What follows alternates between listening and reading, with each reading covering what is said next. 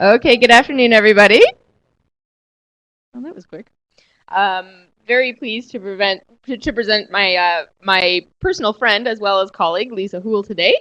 Lisa has recently joined WorkSafe BC after 20 years in the forest industry. Started out as a tree planter to pay for university, and she became enamored with the logistical and organizational challenges of the industry, and she's stuck with it. Eventually, she headed up the safety department at a large silviculture / forest management firm and worked across Canada. She's pleased to bring her strong industry knowledge and health and safety background to WorkSafe BC, where she continues to build relationships and further improve safety for forest workers in the province.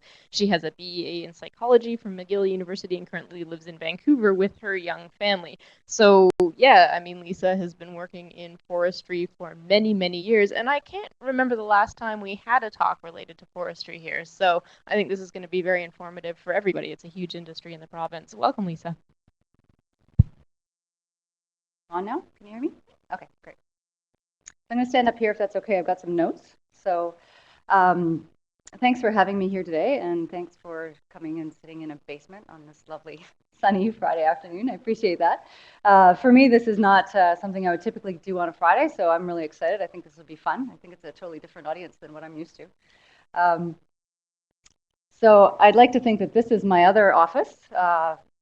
But it's not really. I sit in a cubicle in Richmond most of the time. But I do get out here from time to time. This picture is taken in Was on Vancouver Island, and it represents basically a pretty typical forest harvesting site. The background looks kind of like a golf course, but it's not. They're cut blocks.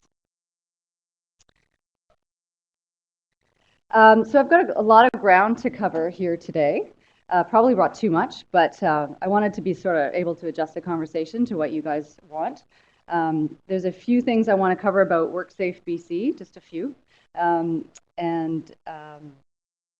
then I figure we need to probably have a bit of a general discussion about forestry, because I'm not sure where your backgrounds are at. And then we can get into some of the specifics about what we're seeing out there in the bush. So a word about me. I deal with traumatic injuries in the harvesting sector. So what that means is that I'm not an OC disease specialist, and I'm not really in the manufacturing world, so the sawmills and that kind of stuff. We dabble a bit, you know, with combustible dust. I think they pulled any resources they could find in some regards, but that's definitely not my area of expertise. Same with, just to clarify, I'm not a compliance officer or an investigations officer, so I'm not thinking I have any employers here that are particularly frustrated about some orders that I'm going to have to talk to, so I think it'll be all right. But I just want to throw that out there just in case. So today I'm kind of hoping to stick to what I know best, which is the group of people that are working in the woods and what's happening out there. That said, I'd like to tailor the talk as much as possible to address any burning questions you might have. So this is the point where you can tell me if you have any of those burning questions, and I go, great, we'll get to that, or I start thinking pretty quick. So I don't know if there's anything. Good. You'll take what I dish out. All right. So one more thing before we get started. I just want to know a bit about this crowd here. How many, I assume you're all in the public health program. Do we have any forestry folks here? No? None. Okay, so forestry is all pretty new to you then. Is that what I'm hearing? Okay, great. How about workers? You guys held down jobs? Any kind of job? Any sort of experience with WorkSafe BC? Do you, from a worker perspective, does that resonate with you? Yeah, okay, good. Any tree planters? Anybody else like me that had to pay for this lovely education that you're getting? No, okay. Yeah, sorry. I didn't quite finish that sentence. Thanks, Sarah. You did it in a smarter way, possibly. And anyone under 25, not that you have to answer that, but that's the age majority for having safety discussions, I think. Seriously, I was just curious because young workers are a category on their own, and we might get to that if that's relevant or not. Okay. All right, so when I initially put this presentation together, I wanted to hit the high notes around WorkSafe, like our mandate and what we're doing. But in speaking with a few people, I'm going to kind of skip that part. I'm going to assume that you guys, through your studies, are pretty well versed in what WorkSafe's meant to do.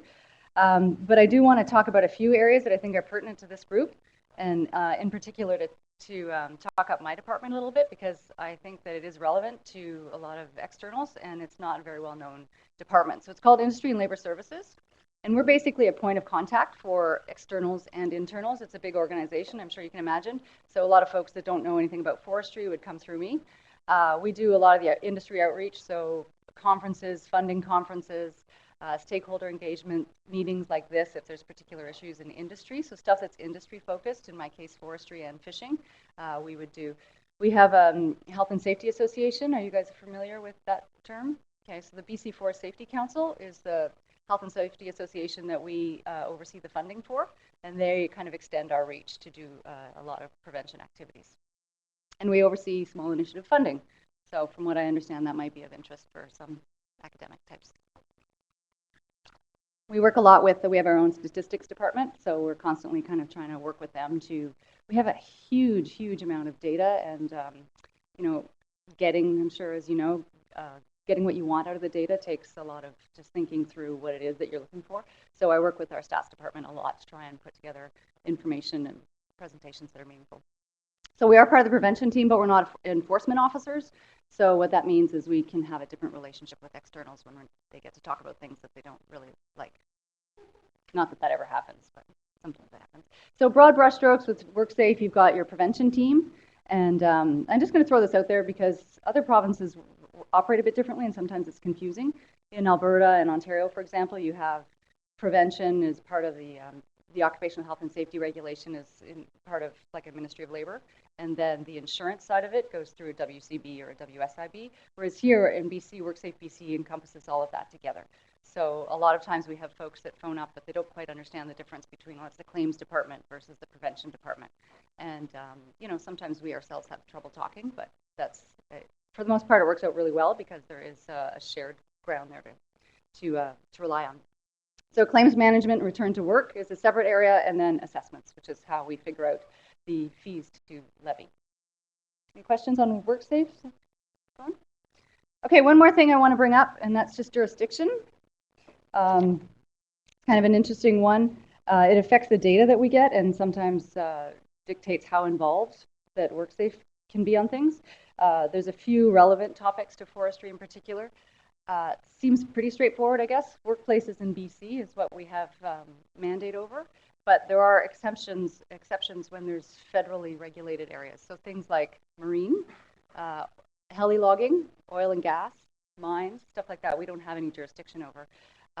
We have guidelines for the above, and often we have MOUs or we kind of get involved, but for the most part, we don't. And so in forestry, you can imagine, you know, if something happens in a heli logging show or up in the air or a crew's being transported by a helicopter or out on a boat going up, there's a lot of remote work that sometimes we may or may not be involved with that. And same with First Nations work. We do have a guideline for First Nations engagements. So for the most part, we oversee that, but there are some areas of First Nations operations that we don't get involved with. Resource roads. So this is a typical kind of road out there that we don't have jurisdiction over anymore. The province is not a federal thing, but the province has taken that back over. So technically, resource roads are not work sites. So we do not have jurisdiction over resource roads. Mind you, this is the most common way that people get to work out there. So if you're working on the road, like constructing the road, that would be different. But if an MBA happens, it can get kind of really muddled as to who's doing what and what our ability is to enforce. So groups like Fire Commissioner, BC Safety Authority, all those kinds of things, we do have, they have their own act and we have MOUs in place, so we kind of work together. But you know, I'm just throwing it out there because if you hear of something that happens in the news or you know of an incident and you don't understand why we're not involved or we are involved, sometimes you just need to think about or get to understand where it happened and who was involved. So let's get to some forestry stuff. Okay, so what do we mean by forestry? So this is a picture from a dryland sort. Harvesting versus wood manufacturing. Harvesting is basically all the stuff that happens in the woods. So cutting down the trees, getting them to the site is kind of the stuff that I deal with. Wood products manufacturing, sometimes that's obviously in a grander scale. Capital F forestry, that's part of forestry as well, but it's not what I deal with particularly. And it's got a whole other realms, more of a factory floor kind of setup. So what we do at WorkSafe is we break these down into 17 separate classification units, and it's pretty much regulated by Part 26 as forestry specific. Also Parts 3, 4, 16, so mobile equipment and crew transportation are also common areas that you'd be looking at. And some of the activities are listed here. So I can read them. I don't know if you guys, I don't want to get too hung up on a slide, but you know, if there's something here that you don't understand what it is at all, maybe I don't mind if you ask. So I'll just do a quick review. Falling is basically cutting down the trees. You're either doing it with a chainsaw or with machines. Cable yarding is this really cool and somewhat archaic system of having all these cables and lines and a tower set up on the road to get those logs onto the roadside so you can do something else with it. Processing, cutting limbs, bark, cutting to length, that kind of thing. Integrated is a big melting pot where your big organizations like your Canfors and your Western Forest Products who do stump to dump, they do everything. They get lumped into integrated. Firefighting, pretty straightforward. Silviculture means essentially tree planting, but it can also be brushing and other forms of vegetation management. Skidding, so again, equipment related. Road construction, building roads. Shake block is going out and is salvaging chunks of cedar that are left behind. Heli logging, straightforward. Log hauling is, you know, trucking. Towing is just barging, booming and barging. And dry land sort is just basically on the side of the water where they're sorting the logs and then separating them to get them out to the mill. Any questions? Yep. Well, it's a good question. Those are the classification units, and if I could redo them, I would. Like you take something like, and it is from a stats perspective and you know, trending perspective, it's really tricky because you've got tons of work that happens in integrated, but all of these activities happen within integrated sometimes. So for the most part, it is activities, but it's not as clear cut as it should be. Yeah. So when someone's asking for you know, fatalities or serious injuries in forestry, it's like, okay, you're talking about all of these, some of these, one of them, is it by occupation, is it by code? So to further complicate it, you could have an organization, say, that's registered with the board as a tree planting company, but they're actually doing a project of firefighting. Is that a firefighting incident or is it a tree planting? For us, our coding would go back to how the firm is registered, but so lots of fun stats that you can play with. Okay, so snapshot in BC, we've got about 4,500 harvesting firms. 95% of them are small business with fewer than 20 people working. Mostly male workers, got an aging workforce. 95% of the claimants are male, not a big surprise since most of them are male, but that's back 5 years. The heavy contractor base, there isn't a clear kind of apprenticeship program or training or certification for many of the jobs. That being said, the exception there is manual falling, where there is a certification program in place. So from an economic perspective, we're facing an upswing. They really took a hit in 2008, so the economy's been kind of lagging, and it's been a tough go, and it's a tough go to self-safety to some extent, but they're facing an upswing, and we're going to have lots of new workers coming in. So safety challenges. Just going to hit some broad brush strokes.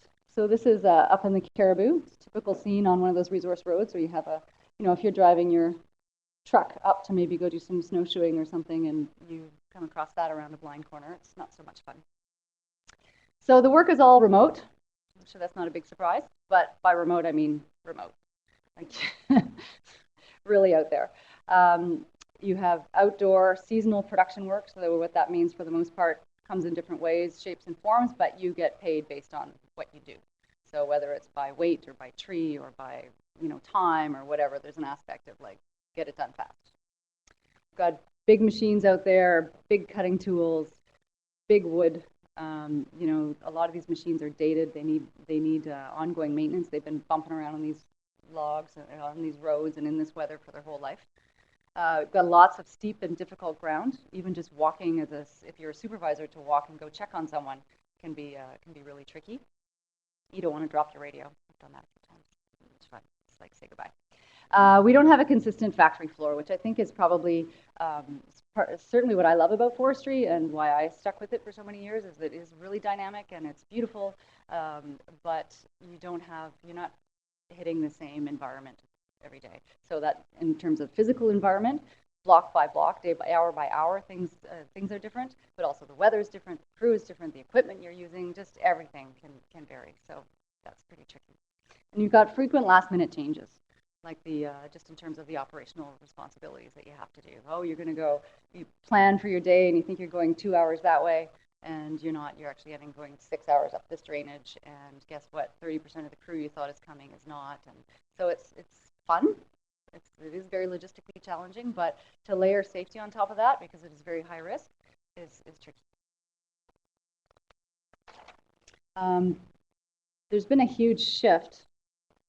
So along with that, I guess it's involved with the kind of economic realities. But it used to be the case, like 20, 30 years ago, you'd have these huge forestry firms, like a Western Forest Products or a Canfor, and they have the tree farm license. So I'm not sure if you guys even really realize how it works, but essentially think of a big cut area that you get the timber rights to. Most of the land in BC is owned by the Crown, but these big firms are able to basically get long-term leases and the timber rights. And those firms in the past would have a lot of employees, huge firms, big multinationals, or big national firms anyway.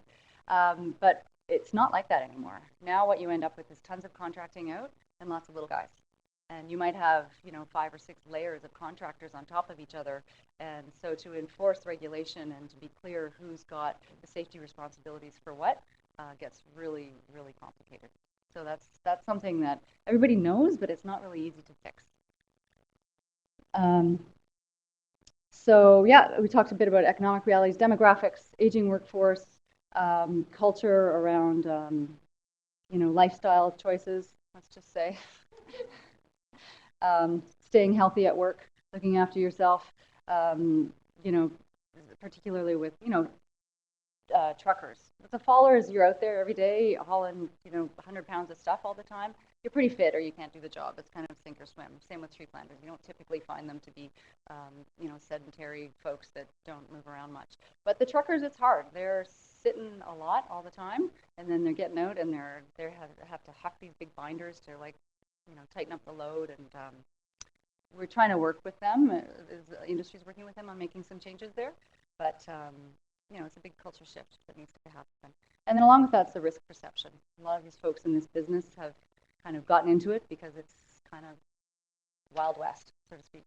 And we've done a lot of work over the last couple of decades. We've come a long way with regards to bringing safety into this world. When I started tree planting, I can't tell stories in public anymore, but it was a different world for sure.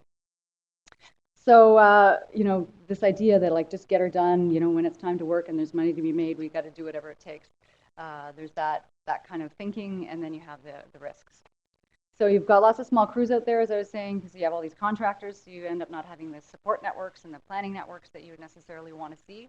And, just coordinating that work is tricky. They call it phase congestion, where you have maybe someone blasting dynamite over here to make a new road, and, 400 meters down the road, you have someone else who's cutting or needing to get in there to do something else, and who's responsible to be coordinating all this stuff. It's kind of funny because, you think of congestion, and city congestion makes sense. Out in the bush where you're literally, a few hours from anywhere, you'd think there's lots of room for everybody to play in the sandbox, right? But they do actually overlap quite a lot.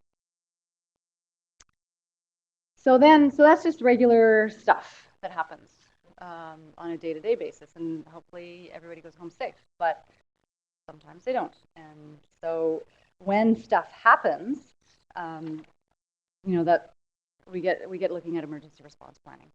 So things, we like to think you can plan for everything, but it could be something like a landslide or an earthquake that happens out there. And when something happens out here, it's different from when it happens in the city. So I'm sure you can imagine that the first aid training, the equipment, all the response that you have really needs a super solid risk assessment and a different risk assessment from what you would have if you're in the Lower Mainland, where you can have an ambulance there, 10 minutes, maybe you have to wait 20 minutes for the ambulance to come. You don't get an ambulance out here. There's I think there's something like 4 ambulances in the province that have 4-wheel drive. So even just thinking about, so you might have a risk assessment and you think, well, I'll just get a helicopter. Well, what does that mean? How do you describe where you are to a helicopter? So that gets all back to the planning. But this topic's really close to me. It's something I'm working on a lot, and I'm excited to see that that there's a lot of industry folks and government folks that were starting to kind of talk about this stuff and try and pull together the best practices possible. Okay, so numbers. You guys told geek you guys out on stats, but I don't know if you want more talking or more numbers. Do you care? An opinion? No? Okay. It's all good. All right. So what's the deal with forestry? Just looking at the injury rate here. I just brought some simple numbers, but as you can see, it's pretty obvious. So this is based on just time loss claims. The blue line is BC average, and forestry is the orange line. So things are getting better. Sadly, I have to say we can just forget about 2009, even though it looks really great. Something happened across the board, and basically, for some administrative reasons and every industry in BC did really great. So it's not maybe the best indicator. So if you take that big blip out of there, so even you see the average of BC really went down there too and somewhat back up. 2005 was a big year where there was a crazy amount of fatalities. That's when we got the Health and Safety Association involved. That's when the faller certification really came in because we were starting to see way too many people in the woods dying. So they have made a good effect since then, but there's still lots of room to improve to get anywhere close to the BC average. So this is the same thing, but for a serious injury rate. That means essentially you might want to know that WorkSafe BC in the past year or so has recently changed their injury rate calculation or their definition. So it's harder now, but they've gone back, of course, and adjusted everything. But this is your off for 6 months or have an ICD-9 code diagnosis. Big thing in forestry is that when things happen, it's usually not a little boo-boo. It's usually something significant that happens out there. Even if all you do is fall down, you can fall on the coastal cut block on a rock, and it's quite significant. I brought these in case thought there might be some forestry type folks out here, but basically this is per million cubic meter of wood. So it's just kind of an indication of, based on production, what's been happening, because the economy's been not doing so great. But essentially you can see that, and then I split it out by coast and interior, because in forestry we often split those two areas out because they are so geographically different, obviously, and they have a lot of different timber types and different requirements for operations. Takeaway is that a lot more stuff happens on the coast. And it's getting better. Sorry, it is dropping over time. It's like you're moving things, you're like planes, trains, and automobiles, so to speak, right? You've got a lot more heli access. You've got, the main difference really is the manual falling. So because of the terrain, because of the size of the wood, historically, and we still have people going out there with chainsaws. And it seems kind of like the Flintstones in some ways, in this day of technology and everything, to have a person go out there. And I should have brought more, I've got some more photos later on, but falling photos, but we'll maybe pause and take a look and just imagine what it's like to even get to that spot where you have to cut this tree down that's, the width of this desk and, in the snow and everything. So in the interior, you have a lot more, that's where a lot more of the trucking is, a lot more hauling and mechanized stuff. And it's just volume. There's just a lot more volume from the interior than the coast. Same sort of idea, serious injuries. So the bottom line is the interior, middle is overall, and the coast is on top. So a lot more volatile, a lot more different kinds of things happening on the coast. Work-related deaths. So the blue is the combination. So you can, this is again 2005, things were pretty rough. So we have made a lot of headway. And it's split out. The blue is the overall and the other two. So in 2013, you have 4 and 2. Some of them are just not determined where it actually happened. But coast versus interior follows the same kind of pattern. A little bit more profile type statistics. And I did bring, there's something that WorkSafe can produce, public data. It's pretty easy to get, called a classification profile. And that's where you go back to those types of activities and you can get all kinds of information, this kind of stuff. I'm not sure why I necessarily put all industry on there, but just to give you a bit of reference point. So $60 million in claims costs, lots of claims happening. When I first put this together, I thought, oh, let's compare it to construction or oil or gas or something and see where we stand. And then I thought, it's just not really necessary. Like if there's that many people, if there's 221 serious injury claims, it's a lot. It's on its own. We don't need to compare it to anybody. That's every year. Last year, people getting hit. Okay, before we get into this one, I need to call attention to this horrible big 59% that's other. I don't know why they did this as a pie chart. That's really the problem. So if we can just think of this as kind of a top 5, it is sort of an interesting one where instead of just looking at one dimension, it's a combination, it's the intersection sort of between accident type and the source of injury. So you've got these combinations. So it's really, we do see a lot of patterns with falling. So here we have fall from elevation. I always add it to fall from same level in the bush. If you're on a 50% slope, is that elevation, you're up high, like you're not necessarily falling off of stuff. If you fall off a log, it's fall from elevation is really if you're on a crane in construction or you're on the top of a ladder, you're falling off something. And when I dig deeper into the coding stuff, a lot of these things get kind of merged in anyway. So I just tend to put those together, but we're seeing lots of falls, and it's due to work surfaces, which just means the terrain. Struck by trees and plants, that gets back to the falling. Stuff falls on your head, and that's what gets people a lot of times, and other bodily motion by doing something strange with your body. It's a big one. But as you come to understand the work that they're doing and the slips and the falls and the carrying stuff and the, again, it's this really dynamic movement that you can see that's not terribly uncommon. So same sort of idea, time loss claims nature of injury by body part combination. So again, ignore the big 58% that are other. And these are just combos that are kind of one-offs. So it kind of shows that when you're trying to look for the big trends, there's a lot of other stuff that does happen. But lots of back strains, lots of strains to backs and knees is really what's getting people hurt out there, and shoulders. In terms of location, wrist, fingers, and hand is the #1 location of injury. But here, when it gets mixed with because of laceration, then it's a smaller piece. But that is the #1 thing that's getting people hurt. Okay, so if I haven't said it before, if it's not obvious, there's a lot involved in forestry, and we can't really tackle everything. So I thought at this point I'd call attention to the focus activities that we've deemed kind of critical as part of what we call our high-risk strategy. So WorkSafe BC has 4 high-risk strategies. Obviously, sounds pretty straightforward, focused on the areas where there's greatest risk. So we've got one for construction, one for healthcare, manufacturing, and forestry. So here, our goal is to reduce the serious injury and fatal injury rates in the top risk exposure categories in harvesting.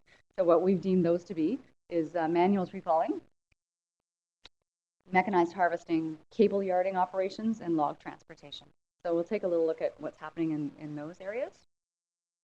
And then I have a note here that ERPs, which I should have spelled out, emergency response planning, is part of our inspectional focus. We do have some regulation in Part 4 around emergency planning. We're trying to kind of push that out to the bush to see what that means. But it's not quite the same. It's not an activity that we can actually as easily look for compliance on. And there's a seasonal aspect to silviculture operations, which we'll get to. Okay. So manual falling. I don't know how well you can see this, but the most common cause of injury involves being struck by a branch or a tree top from the canopy, or struck by the tree. It all maybe sounds the same, but this kind of precision work that's happening if the actual log rolls on top of you, or it's a branch from above, or if it's because it was a danger tree, or it's root wattle. Like the end result kind of sounds the same, but what it specifically was that got you can vary a lot. This is just really extremely dangerous work. It's again dynamic. We have been certifying fallers for a good 10 years now, but we still have issues with just what does it take for a faller to be competent enough. You can imagine that the terrain and the requirements on the coast are different from the interior, where there's even, say, in the caribou or anywhere really, sadly in the interior, where there might be a lot of dead beetle kill wood. The trees are smaller, the ground is flat, so it sounds way easier, but then people still get injured because they're a little bit more haphazard or think that it's not as big of a deal. But certainly when you get to the big tough stuff on the coast, it's you got to be on your game.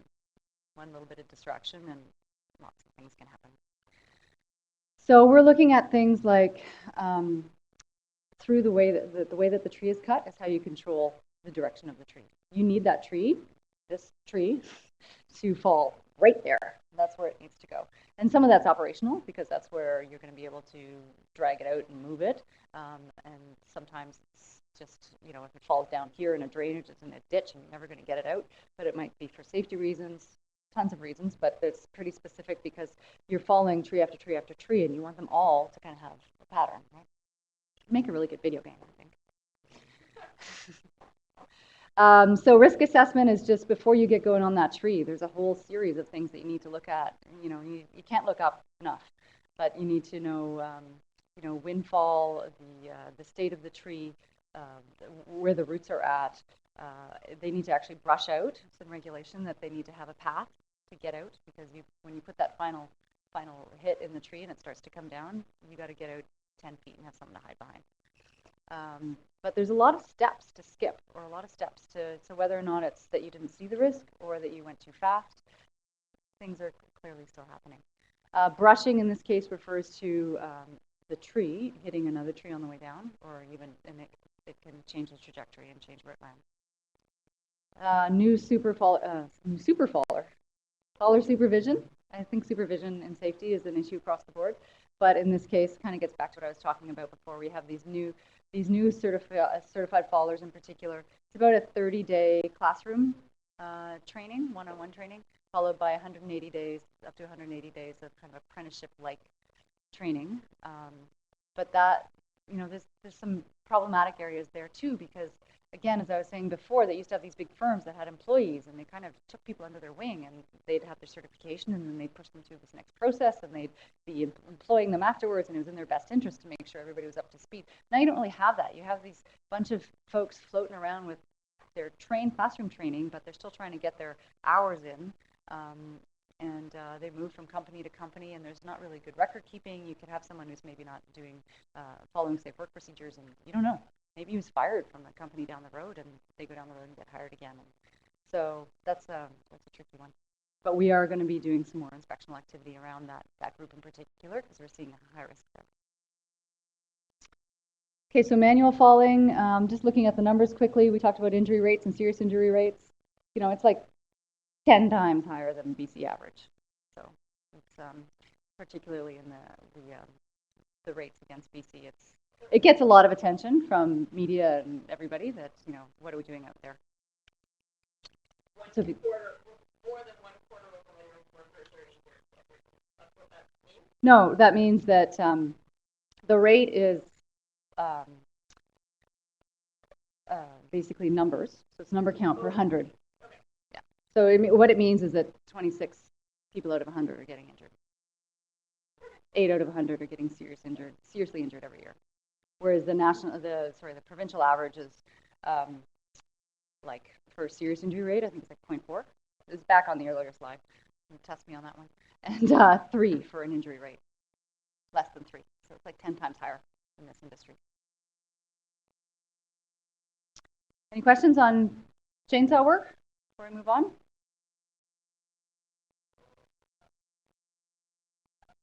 Yeah, that can be part of it. That can be a lot of lacerations and stuff like that.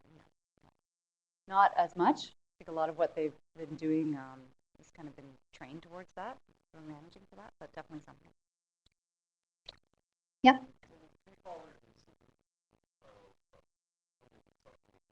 No, that's a really good question. If we go back to those 17 classification units that I had up there, and it again, as I was talking about the data that we have, you know, this is what we mean by forestry. It doesn't mean that the other ones are not covered by WorkSafe, but so arborist is kind of what you're talking about, right? So maybe you're working for BC Hydro, maybe you're land clearing, maybe you're cutting down trees for oil and gas, for seismic work. There are other falling activities. If you're cutting trees bigger than 6 inches in the province of BC, you need a faller certification. So you need to be certified. NFORM, which is the Health and Safety Association for Oil and Gas, can do that for you for the interior. And Wildfire Management Branch is also just about to start off their own version. It's the same WorkSafe BC standard. We set the standard, but we have some custodians kind of that can do the training. But arborists are a tricky one, and we've had a tough year. We've had three fatalities of arborists so far this year, and you know, we don't look at them as much in terms of stats and kind of lump them in with forestry, but they are It's a very similar activity. They do a lot more ropes. They're dealing sometimes they're utility arborists. They're around power lines, which typically doesn't happen in the woods. So there are some differences, but there's a lot of similarities as well. Thanks. Good question. And then, but it is interesting, I think, when you're trying to count, what's happening out there. Is it work related? Is it accepted work related? Is it forestry? What does that mean? What if someone's on their day off? What if, how much of it is just driven by the activity? I prefer to try to look at the occupation and the activity as opposed to the CU, but it's tricky. Okay, mechanized harvesting. So anybody like big machines? This is the place to go, and this is a really up and coming area, I think, if people like just big, heavy, cool machines. The most common cause of injury here is maintenance work, slips and tripping and falling off the machines, and loss of stability, which means the machine itself tips over. So the areas that we're kind of focusing on, or areas that where we end up seeing problems, is around steep slopes. So we have regulation around what kind of machinery you can put on 30, 40, 50% slope, whether it's rubber tired or track tired. There's tons of different kind of combinations. And you need to do a risk assessment before you get out there to know what you can do. Sounds really straightforward, but when again it's three levels ahead of you that's giving you some maps and saying, here you need to take this out, and it's taking you 6 hours to get in there, and you've just spent a ton of money to float in a machine, and it's not the right machine because it's steeper than you thought. People don't always make the best decisions in that case. So it really gets back to a lot of the planning and risk assessment up front. But then we get into how important mapping and different technology can be around for that. I'm sorry? They walk them in. So the machine crawls in. They float it on the road as far as they can. And then they kind of cut their way in a lot of the times if needed.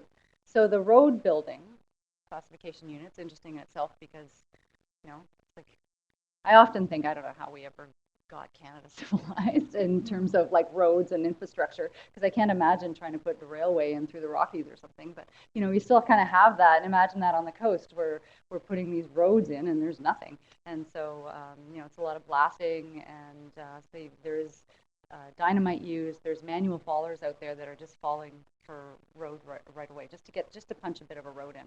So as soon as there's a decent enough road in, then machines can get in. But this is where the machines are more common in the interior, right? Because it's flatter and it's easier to just float a machine up, and then you plop it on the side of the road, and then it just, this is why you need tracks, right? For the most part, it kind of crawls in.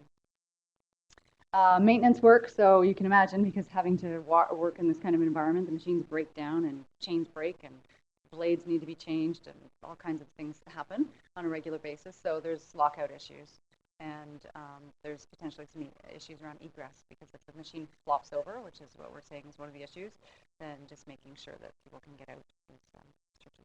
We have very high standards at WorkSafe for BC. There's not really international set standards necessarily, and ours are quite high. Okay, keep going.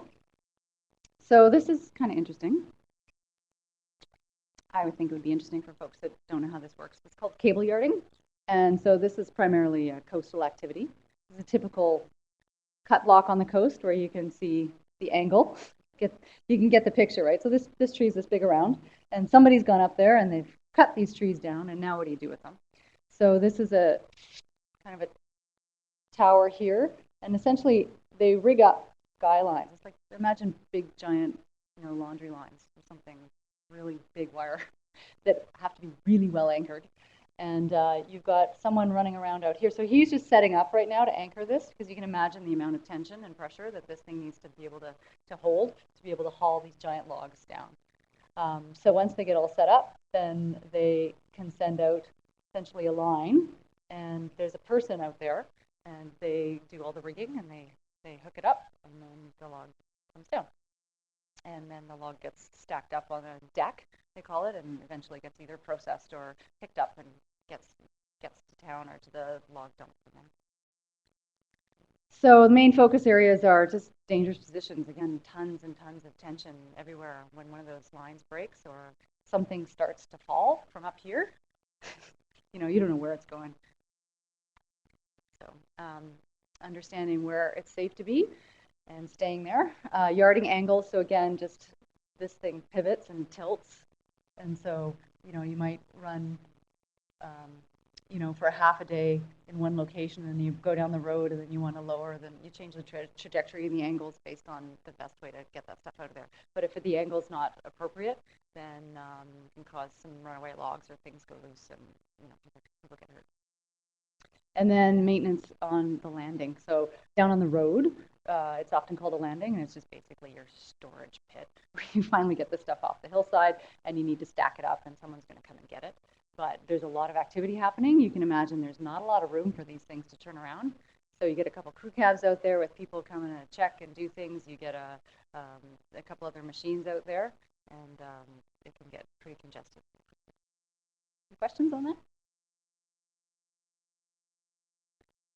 So now you've got your wood down and put somewhere where you could just go gather it and take it to the mill. So it's log transporting. But again, these same big log trucks that you see on the highway, they had to drive that truck right up into the woods to get that wood. So most common causes of injuries involve motor vehicle accidents, not surprising, loading and unloading activities, and maintenance work. So these guys need to constantly understand their machine and the roads they're driving on, which are not always the same roads.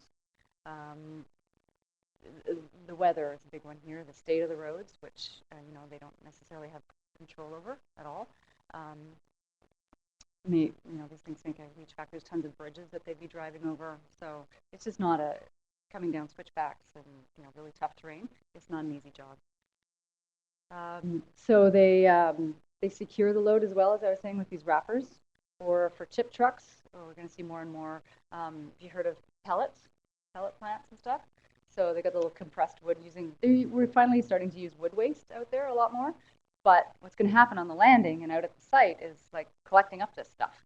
And so it's going to be put into big trucks, and they'll probably just be tarped like the chip trucks. But they don't have a mechanized system to push a button and have this nice big tarp come over. You have these huge machines, and you've got a trucker who's been behind the wheel for 8 hours already today, and they're out and about, and they're hauling these big tarps over manually, or they're throwing their kind of load binders. Sometimes you can get a machine to up and do it, but seeing lots and lots of shoulder injuries, obviously, slips and falls, because you kind of scamper up the back of the truck and try and do it. It seems like it should be something that you just have some push a button and have some hermetically sealed like cage around it, but it doesn't seem to happen. Maintenance work again, lockout, de-energization. There are some trucks out there that are called self-loading logging trucks, and essentially it looks like this with a little bar stool. Oh, I'm sorry, you told me to use the pointer. I'm just remembering about the pointer. Right up here. Okay, halfway through, but there we go. So up here, you can imagine a big giant kind of bar stool with controls on it, and the driver would get out, and he would climb up here, and he'd sit in here, and he would reach over, and he would load up his own truck himself. So a one-person operation sounds really great in some respects, but this unit that he sits on is not guarded. So that's pretty tricky. Yeah.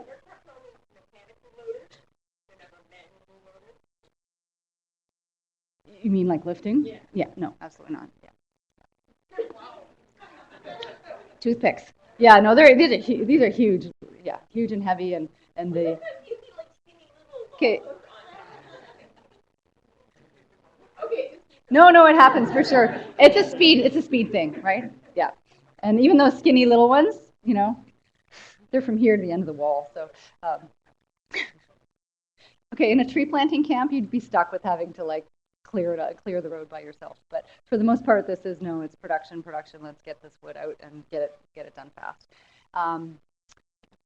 There's a course called Anatomy of a Rollover that the Forest Safety Council started to put together last year, which was a good one to really help truckers understand the vehicle dynamics, the load dynamics with their center of gravity. So if you've got, this stuff here doesn't look too big, but sometimes off the coast, maybe you've got like, 10 trees or something on your truck and it's full. They're so big. And where that big giant one, if it's in the middle or the slightest bit off center or up too high, it really affects the vehicle dynamics. There's a ton of physics involved in this. It's really can be quite interesting. cab guards trucks have, which are these things on the back. We've just had a new reg amendment come in on that, so we're getting a bit of, we're seeing some changes there. Traditionally, they were always aluminum, but we are seeing a lot of fatigue in the aluminum, particularly just from driving on these kinds of roads all the time and being banged and hit. And so what that's meant to just be a protector to the cab for the driver, so that if the wood, if they're in an accident and the wood comes flying through, then it'll protect them. But now we're asking for those to be made, particularly the supports need to be made of steel, even stronger, because we are seeing some failing. So seat belts seems like a pretty straightforward thing, but you know, any of you never not worn a seat belt from time to time? Can imagine that, you know, time to time that happens with drivers as well. So we're trying to just keep pushing on that, because these trucks are, for the most part, really modern and well made, and there's this kind of life support area within that, and it's all designed on, you know, staying in the cab and staying in your seatbelt. Some folks tend to believe that not wearing a seatbelt is better, because then you can just jump out the window if you start to go. It's kind of the culture out there. So, you know, we are dealing with that. Chains. Anybody here driven on a Coca-Cola and need to pull over and put chains on? Anybody put chains on a vehicle? Was it fun? Not so much fun. So, you know, having to do that 3 times a day, perhaps on one of these types of units when it's 40 below outside Prince George, and you know, you're barely off the road as it is. It's hard to make happen. But just the rear ones, I think. Sorry, not 100% sure. But they have special ones, like for the dualies. They would if they're you know, width-wise, yes, but not all of them. But even so, it takes a while. If someone knows the answer to that, let me know. Someone might be typing in right now. Okay, what else we got? So load weights, big deal with transporting. These guys get paid based on what they're bringing to the market. They do have ways to kind of gauge from the vehicle how much weight is on there, but the tendency is to just add a little bit more, maybe, you know. But that, again, completely affects the dynamics of the vehicle and safety. Demographics we talked about, you know, cultural issues. Truck configurations are changing. Starting to see now more, so you might get a couple of trailers that are a bit shorter, you know, or just over the years things look different, and what our roads are actually built for don't necessarily match what's being driven out there. So that's road condition, and driving to road condition is like, what does that mean? You know, who maintains these roads, and how, you know, what do you do if you need to get back there, and you need to get wood, and that's part of your contract, and that's how you're paying for your family, and there's really bad potholes in the road, right? So you go around the potholes, but then doing that, you're at risk of hitting the edge, for example, and it's March, and it's kind of semi-frozen, and that makes it even worse. So there's lots of dynamics that are issues because of the roads. And in a perfect world, they'd be all looked after, but it's not necessarily the case. Okay, so emergency response. We've got challenges to meet the golden hour. The golden hour is just kind of a nice idea, but it gives a sense that, like, if you're going to actually be able to intervene and really help someone, essentially getting them to medical care within an hour is a good thing to do. And that seems, sadly, it seems kind of like a lofty ideal in a lot of these cases. So employers are required to do first aid and risk assessments before they go out to work, so they know what kind of equipment they need, what kind of training they need, what kind of things might happen. But essentially, whether you're cutting down wood with a chainsaw or just surveying out there, and surveying just means you're not doing anything but walking around, the remote nature of it and the weather and the wildlife, like look at people that get injured in the Lower Mainland just going out hiking, right? So that's a surveyor's job all the time. They're out in the middle of nowhere. If something happens to those folks, it's kind of a high risk just as it is, even for just walking around. But then you add this kind of driving or chainsaw work, and it adds an element of risk that's pretty incredible, really.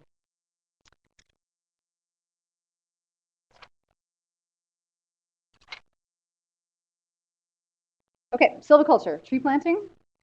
So main areas of concern are falls and overexertion. It's production-based. It's a lot of go, go, go. What we see in silviculture is that the rates are quite low, but the numbers are high because there are thousands of tree planters a season in BC alone. So we end up seeing lots of injuries, and some of those get pretty bad. The potential for MVAs, for example, is really, thankfully, we haven't seen much, but there's a lot of potential for crew transportation issues. And the coordination effort out there, if you have a crew of 60 people and there's a landslide or an earthquake, and you don't just necessarily pick up the phone and have help immediately. So you need to really plan out who is available out there that can help you, who does what if your first aid attendant gets hurt, all these kinds of things. People are spread out all over the place too. There's often like 10 kilometers between various areas, so it takes a lot of planning to make sure that people know how to respond. So it's kind of the flip side. In falling, you end up with these tiny little crews, and if you think of it from an exposure perspective, it doesn't seem like it's all that risky because you only have 5 people out there, or 3 people. Let's say there's 3, and if one of them cuts his leg badly with a chainsaw, you only have 2 people that can carry that guy out of the bush. So to some extent, having more people, even though there's more exposure, makes it safer to be able to respond to something. It's an interesting way to think about it. So in silviculture, the seedlings are often transported with ATVs or quads. So access is an issue, which means how to get those trees out to the areas that they need to be planted on. That's a big deal. And then MSI risk assessment, and that means they're ripe for tendinitis, tensive Benson, that one, the other one. Bursitis. I'll stick with that one. It's easier to say. Anyway, so there's lots of soft tissue injuries that happen there. There's been lots of attention on this area for years, but it's constantly getting it to the next level because people are driven by making money, and they're out there for the season. They've got lots of bills to pay, and some days are good and some days are bad. And when it's a good day, you want to be able to go, and people are pushing the limits on their bodies a lot. So the more we can try and have people be aware of the risks, they can make better choices. So industry's working on things like footwear research. There actually isn't really good footwear out there. You can get cork boots, which are, what cork boots are? Boots with like fancy golf spikes or cleats on the bottom, and they're like a big heavy duty boot for working in the woods. But they can be problematic. They're not required in all places, but they actually help with traction. So people wear them if it's regulated, but they don't wear them otherwise, even though they might be safest, but they're too heavy, they don't fit very well. There's lots of things. So there's a lot of interesting work being done on footwear right now. The weight of the seedlings, access issues, training and labor issues. Again, you've got thousands of people a year, lots and lots of turnover, tons of young workers and new people going into the industry. Okay, so new and young workers, they're often not aware of hazards. Basically, WorkSafe BC looks at, calls workers under the age of 24 and under as young workers, and they're kind of a hazardous group on their own. And it's not just because they're, yeah. Well, that's if you look at the numbers, right? It's like that's the highest group to get injured is men. I think the specific 19 to 24 range. But they don't believe anything's going to happen. They essentially haven't had a lot of experience, right? To compare, they're like, whoa, I almost got hammered last time that happened. They're not aware of the hazards. They haven't seen a lot of this stuff. They're often eager to impress and reluctant to ask questions. So these are kind of things that you get a little bit humbler, I think, as you get older and you just ask more, and you don't find yourself in troubling situations. So in those particular situations, so you think about silviculture again, where you have so many young people, and that's when you really need to make sure that your training and your supervision is better than ever, just even with the operational requirements aside. So how are we doing? Okay, good. A few more minutes. So this is where we can start to talk about emerging issues and what's happening out there. But how are we tackling some of these challenges? Industry through the Forest Safety Council and their own associations has really been stepping up to the plate to try and set standards, because for a lot of this work there aren't standards set that are required. So whether it's a log truck driving or bucking is something you'd hear. So we talked about manual falling is when you cut the actual tree down. So then it's on the ground. It's called bucking when you cut it up into smaller pieces. But there's still tons and tons of risk with how the tension's held in that tree. So there's some standards being set around that and training. You guys familiar with Certificate of Recognition program at all? So there's a core program through Forestry, various audits, regulatory changes when we need it. So there are some probably a couple of things a year coming up where we're trying to constantly sort of improve, whether it's through creating a guideline or a reg amendment or a new regulation to keep up with things. There's been a lot of look at the recent years at things like nutrition and hydration. Just trying to keep your mind on task. I think sort of started with planting to some extent, but when we started to look at it as kind of professional athleticism, some of these jobs, and you can see that, a long time ago, I don't want to say how many years ago when I was planting, Gatorade was the thing, right? It's like, ooh, you have these like electrolytes, you can plant better, So it's kind of that like progressing, but there's lots of information on what kind of food you eat when, and especially hydration. I'll show you my hydration message on my water bottle. Can have a huge effect on piecework and driving too, right? Just concentration. So risk tolerance and perception, really, how do you change this culture? How do you affect change and get people thinking differently about whether something is dangerous or not? I repeated that next bullet, so let's go to the next one. Technology, so the hierarchy of controls, right? In an ideal world, we would just be starting to eliminate a lot of these hazards, and we are stuck a little bit too much, I think, in forestry and dealing at the administrative level. Just tell people not to do things, or this is how you do it safely. It's hard to just get rid of the hazards. Like this, what are you going to do about the weather? What are you going to do about roads that you didn't build? You have to get there. You're obliged contractually to do something. It's really, really hard to wrap our head around some of the engineering stuff. So there is a move to get people away from manual falling and into the cab of a machine. So there's a lot of discussion now about how to get, as I said, the mechanized stuff is more in the interior, how to get more of that happening on steep slopes is a kind of buzzword for how to do steep slope falling and get these machines like they are in other parts of the world. They're developing different types of machines, how to get them onto steeper slopes and get people away from the saw and into a cab where it just seems kind of logical that you have a little bit more protection. Things like that. So that's kind of what's happening with a lot of the technology piece. There's communication issues, satellite phones, what's the best way for people to do mapping, whether it's through LiDAR now and, different imaging options, communication options. Things are changing rapidly for the good, I think, but we need to push this technology and improvements out into the bush. Okay, so part of the challenge, and maybe this isn't, I don't know, the group to ask because maybe I know the answer already, but if you had to reach 2,000, just using some averages here, but 58-year-old folks on every corner of the province right now with a message, with a safety message, how would you do it? Any ideas? Email? Union? Yep, it's a good one.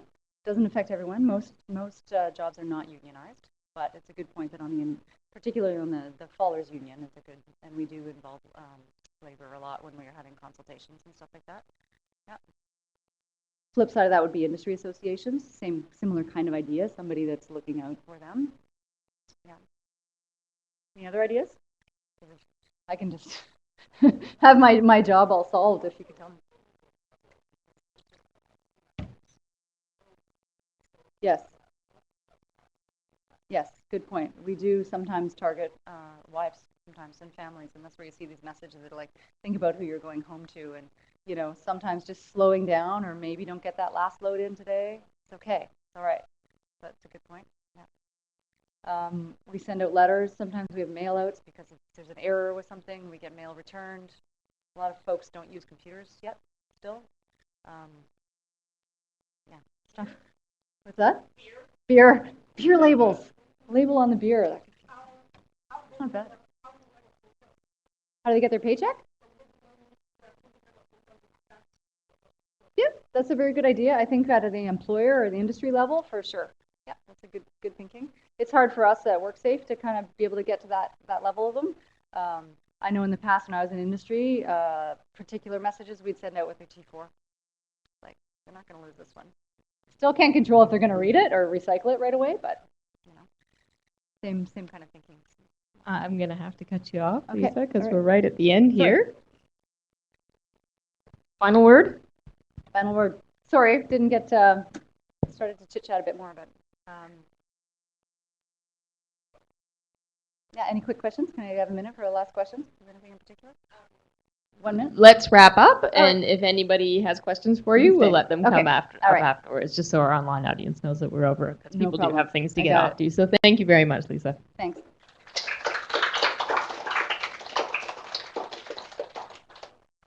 All right, sorry about that. Anybody have 5 more minutes? Are we getting kicked out of the room?